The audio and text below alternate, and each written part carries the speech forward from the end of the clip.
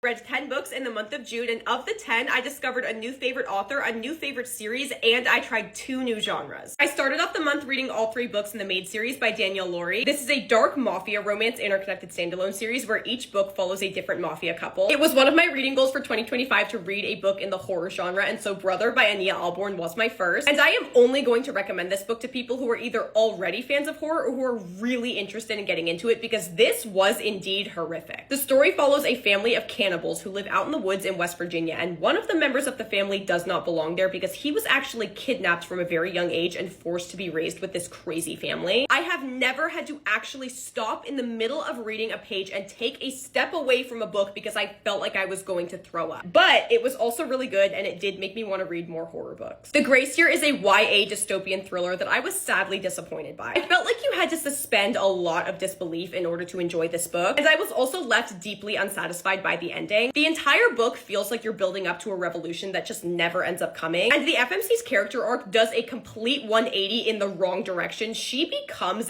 everything that she spent the entire book fighting against. I read Us Dark Few by Alexis Patton and also its sequel, Us Deadly Few. These books take place underground where the human population has been forced to live because of radiation fallout after a nuclear war. Our FMC is a prisoner in this post-apocalyptic underground city, and the MMC is one of her prison guards. The setting and the plot are so unique, which is what I appreciated so much out of this first book, but the second book did not live up to the first one for me. I also started my S.A. Cosby journey this month. I read All the Sinners Bleed by him, following the main character Titus, who is the first Black sheriff in a rural town in Southern Virginia, and you're along for the ride as he attempts to solve one of the most notorious cases the region has ever seen. It is a very character-driven thriller. I loved his writing style. This book reads like an HBO miniseries. Then I read my favorite book of the month, one of my new God tier books. I cannot put into words how much I loved this. Other than Onyx Storm and Amid Clouds and Bones, I have not read a good romantasy book all year until this. And lastly, I finished off the month reading The Kite Runner. This is a historical fiction novel following the story of an Afghan refugee. This was 5-star material, but 4-star execution. I didn't love the storytelling, something about the writing, it just didn't hit as hard as I know this story could have.